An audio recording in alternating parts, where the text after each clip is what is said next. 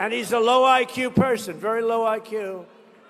And I watched what he was saying and what the horrible things he was saying, and I said, he's a dumb guy. I said, wait a minute, he's a Democrat. That's how I got the name. You take the E out, you don't use the B. A lot of people don't know dumb has a B in it, actually. You don't need it. You discard the B. Donald Trump had once again taken aim at Jimmy Kimmel, boasting about his intelligence, criticizing late-night television hosts, and suggesting that if anyone challenged him in a battle of intellect, the outcome would be decided before the first question was even asked. The clip played across the large studio screen, and the audience laughed, expecting Kimmel to launch into a lengthy rebuttal. Instead, he walked beside his desk holding a small stopwatch. With a single click, a giant number appeared behind him. 6 seconds. Kimmel glanced at the crowd and said, "Donald wants an IQ test. So I brought the only test he's never managed to pass, answering a question without insulting the person who asked it." The audience erupted instantly, but the joke wasn't really about intelligence tests, puzzles, or proving who was smarter. Kimmel was setting up something entirely different. Trump says there's nothing wrong with him. He said the White House doctors have reported he's in perfect health and that I aced, meaning was correct on 100% of the questions asked. He defines the word aced for, like we're the ones with dementia. I aced for the third straight time my cognitive exam, something which no other president or previous vice president. This challenge had nothing to do with measuring IQ. It was about measuring reactions. Kimmel explained that claiming superior intelligence is easy when nobody examines the behavior that comes with those claims. Anyone can call critics incompetent. Anyone can dismiss journalists as biased, judges as unfair, polls as inaccurate, comedians as failures, and every setback as someone else's fault. The real test, Kimmel said, is what happens when a simple question lands in front of someone who constantly tells us how brilliant he is. Then he started the clock. A graphic appeared on the screen. Question 1. Can you name one specific thing Kimmel got wrong without mentioning ratings? The 6-second countdown began. 6, 5, 4, 3, 2, 1. A loud buzzer sounded. Without missing a beat, Kimmel turned to the camera. Time's up. He's already talking about the Oscars. The audience burst into laughter. The joke landed because it highlighted a familiar pattern.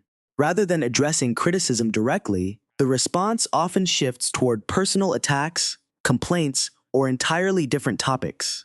Kimmel didn't need to exaggerate the behavior. By putting it against a ticking clock, he made the pattern impossible to ignore. Then another graphic appeared.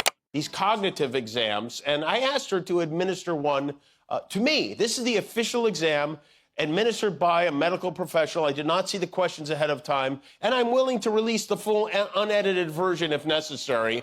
But with that said, let's find out just how difficult this big, beautiful test is and how my brain stacks up against our stable genius president. Question 2. Can you accept one correction without calling it fake? Kimmel pressed the stopwatch again. The countdown restarted. 6 seconds, 5, 4, 3, 2, 1. On the screen appeared a satirical image showing Trump in a private room, phone already in hand, seemingly preparing another response before the question had even finished. Pointing toward the image, Kimmel smiled. Notice something? The phone answers faster than he does. The audience broke into laughter once more. Then Kimmel shifted the tone. He told viewers that many people, especially older generations, understand the difference between intelligence and ego because they've encountered both throughout their lives. They've seen managers, business owners, politicians, and authority figures mistake confidence for wisdom. They've learned that genuinely smart people can admit mistakes, while insecure people often turn disagreement into a test of loyalty. The audience applauded. This time, it sounded less like a reaction to a joke and more like agreement with an observation. Kimmel placed the stopwatch down and picked up a simple index card. The final question, he said, is actually the easiest one. Then he looked directly into the camera. If Trump is such a genius, why does every joke make him react like somebody just pulled the fire alarm in? His house? The audience laughed immediately. Kimmel didn't. He let the silence linger. That pause became part of the joke. Then he delivered the next line. A genius shouldn't require emergency response services every time a comedian repeats his own words back to him. The studio exploded. At that point, Kimmel displayed a rapid timeline across the screen. Trump criticizes Kimmel. Trump claims nobody watches.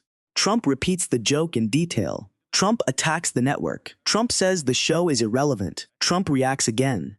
One box after another filled the screen until the cycle became impossible to miss. Standing beside the graphic, Kimmel delivered one final observation. For a show nobody watches, he seems to have perfect attendance. The audience responded with another wave of applause. What made the segment effective was that Kimmel never claimed to be smarter than Trump. That wasn't the point. Instead, he argued that intelligence isn't proven by winning an imaginary IQ contest.